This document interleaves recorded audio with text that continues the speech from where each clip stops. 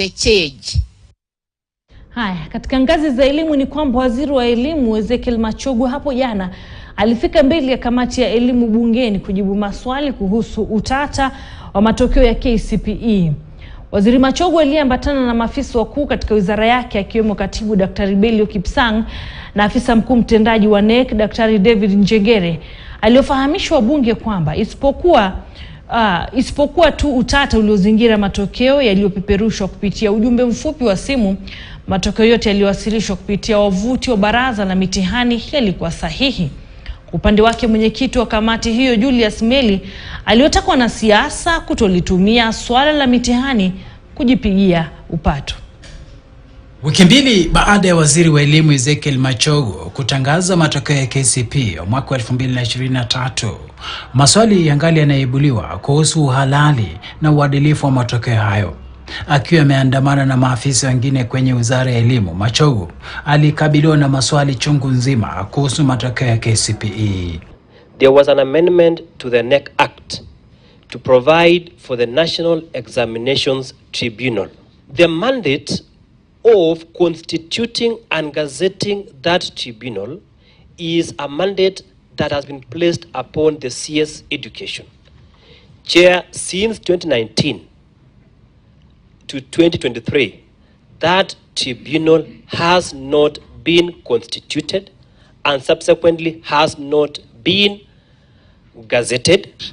We will be gazetting the members of the tribunal. I totally agree that we require an oversight body such that such other components can also be handled by this body and not NEC.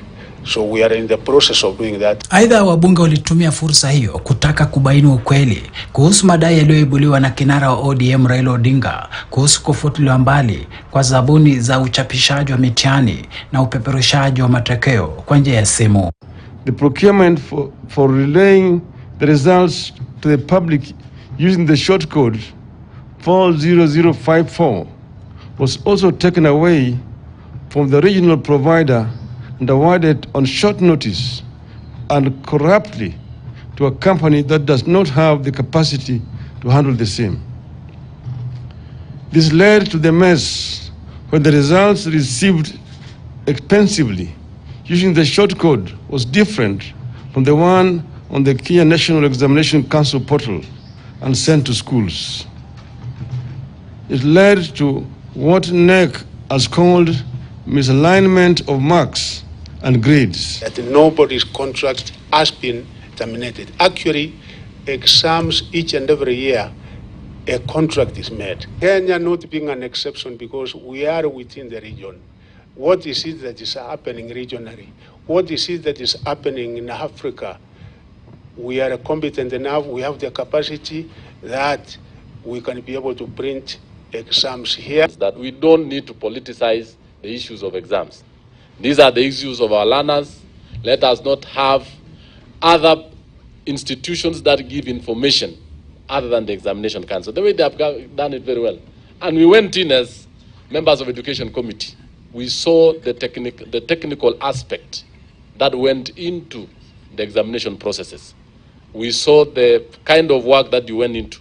So I really want to caution, more specifically, the political class, that issues at hand are issues of our children. It is not the issues to make political expedience. Ofisa mkuu mtendaji wa NEC David Njengere aliwafahamisha wabunge kuhusu utaratibu unaostahili kutumiwa na watahiniwa wanaohisi kudhulumiwa kwa kupewa matokeo yasiyowaridhisha kuwa wana nafasi ya kukata rufaa katika kipindi cha siku 60 baada ya matokeo kutangazwa. All examination boards in the world, including even universities, what you get either as a transcript or a result slip is always provisional until you are issued with a certificate.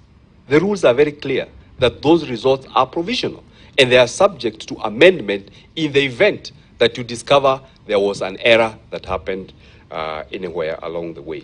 Hata hivyo, wabunge waliutaka usimamizi wa NEC kueleza na kufafanua kuhusu visa vya wanafunzi kutoka shule moja kupata alama zinazofanana katika baadhi ya masomo.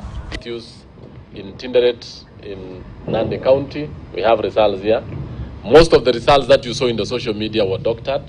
So the actual results are here. Naye katibu wa elimu Dr. Belio Kipsang aliwafahamisha wabunge kuhusu mpango wa serikali kufutilia mbali mfumo kupeperusha matokeo kwa ujumbe mfupi wa simu.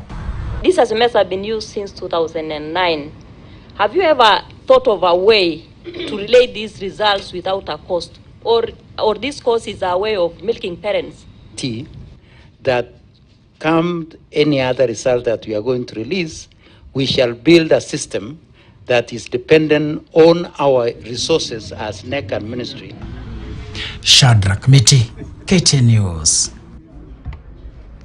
Naam, kutoka kwake Miti, mtazamaji, tusonge mbele ambapo hatimaye ripoti ya kamati ya